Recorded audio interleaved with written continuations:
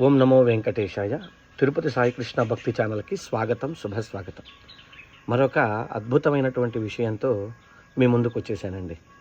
ఏంటా విషయం అనుకుంటున్నారా? తిరుమలలో ఈ సంవత్సరం 2 బ్రహ్మోత్సవాలు వస్తున్నాయి, అందరికీ తెలిసిందే. అసలు ఈ బ్రహ్మోత్సవాలంటే ఏమిటి? బ్రహ్మోత్సవాలలో ఏం చేస్తారు? బ్రహ్మోత్సవాలలో ఏ వాహనం ఎందుకు ఏర్పడింది? ఆ వాహనాన్ని స్వామి ఎందుకు అధిరోహించి మనకి దర్శనమిస్తున్నారు?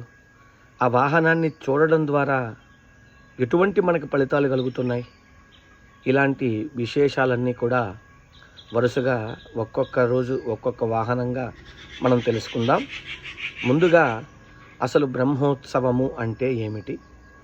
బ్రహ్మోత్సవం ఎందుకు చేస్తారు? బ్రహ్మోత్సవం అని పేరు ఎందుకు వచ్చింది తెలుసుకుందామా? మరి తెలుసుకునే ముందు ఒక్కసారి వీలైతే అందరికీ షేర్ చేయండి, లైక్ చేయండి, కామెంట్ చేయండి, బెల్ సింబల్ని యాక్టివేట్ చేసి పెట్టుకోండి. ఎందుకంటే నేను చేసే ఇలాంటి మంచి విషయాలు మీకు నేరుగా రావడం కోసం.